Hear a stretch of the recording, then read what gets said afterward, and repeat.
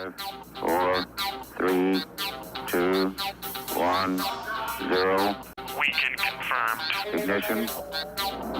Liftoff.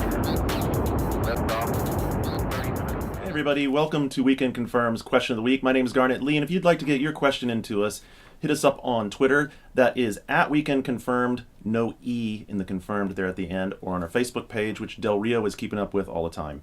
Today's question comes from Jared Peltier, and he asks a question. Ryan and I were fielding these ahead of time. This one we landed on. It's about cross-platform play between consoles. And the question is, will we ever see cross-platform play between consoles, or do the big three see more profit by keeping a closed community?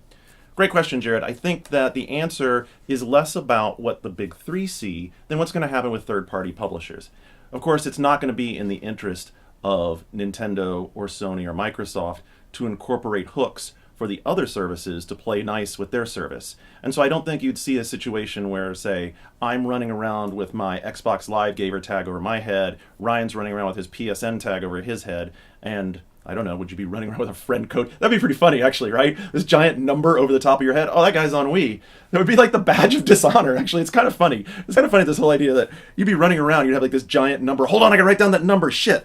127A. Yeah, anyway, that's not going to happen. But what might happen is if you played EA games on Xbox Live, then you know the concession that Microsoft made was to allow EA to port you from Live into the EA server system whenever you go into a game. So for instance, you start up Madden, you log into Live, you boot up Madden, you join the EA servers, and then they're also handling some data backend work and some and they're not involved in matchmaking, but they're involved in the data backend and like all the stuff that goes to, for instance, their online franchises or Battle Log if you're playing Battlefield 3. Now, were they able to get enough leverage?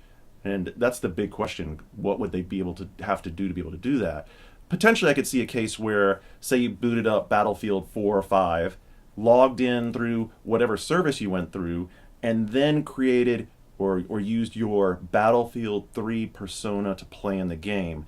And you would never know now, once you were online, whether you were playing through PC or 360 or PS3. Of course, now I brought PC in there as well, and there's always that big debate about mouse and keyboard versus controller in some games. But I think that once you cross the bridge of creating this unified service, the idea would be to get that critical mass inside the games. And that could actually be very cool, because a lot of these games, especially a game like Battlefield, is very much reliant on having people playing together in teams and having enough people playing in those teams that they're able to flesh out all the different roles. You know, that's one of the big differences between like a Battlefield 3 and then as you step down into less organized games. So, to answer your question, probably not, but there is this one angle that could work, and it depends on how that third-party publisher relationship goes. And much like we still see games being distributed through brick and mortar, it's interesting how much old technology still has an ability to hold us back from what we could be doing if we didn't have those strings attached from prior precedents.